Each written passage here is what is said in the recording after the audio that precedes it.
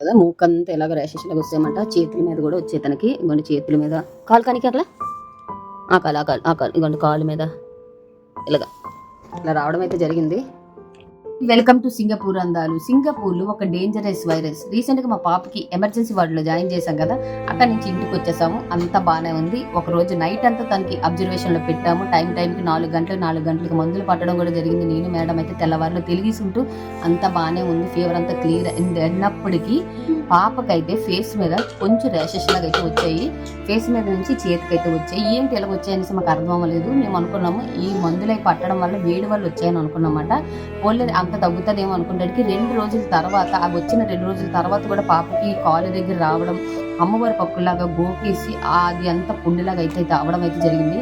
ఇంకా మాకు కూడా భయం వేసి ఎందుకు ఎలా వస్తుందని చెప్పి వాళ్ళైతే డాక్టర్ దగ్గర తీసుకెళ్లిన తర్వాత డాక్టర్ చెప్పే విషయాలు ఇవి మాట.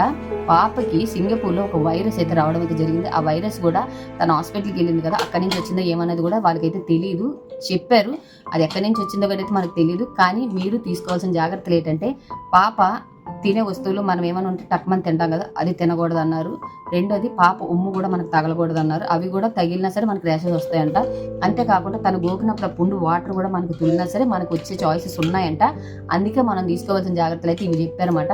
కానీ ఎలాగా మన పిల్లలు అయితే మనం వదలలేం కదా. ఇంక మీకు తెలిసిందే కదా, రాత్రి పగలు ఇదైతే నా దగ్గరే ఉంటుంది. 24 hours నన్ను ముట్టుకొని అయితే ఉంటుంది అనమాట. ఇంక నేను ఏం చేయలేక తెలియక దేవుడి మీద భారం వేస్తాను తనకి బేగా కోలుకోవాలని. ఎందుకంటే చూసారు కదా, ఫేస్ మొత్తం ఇలా డ్యామేజ్ అయిపోయింది అనమాట. ఫేస్ చెయ్యి అంతానా చూసారు కదా, ఫేస్ మొత్తం ఇలా ర్యాషెస్ లాగా వచ్చాయన్నమాట. ఇక్కడ అంతా ర్యాషెస్, చేతుల నిండా ర్యాషెస్ లాగా వచ్చాయి.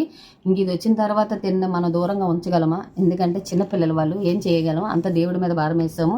మీరు కూడా కోలుకోండి, మా బొడ్డి దానికి బేగా తగ్గిపోవాలని. 1 week ఉంటుంది అన్నారంట. ఇప్పుడు 2 daysకి పైగా అయ్యింది.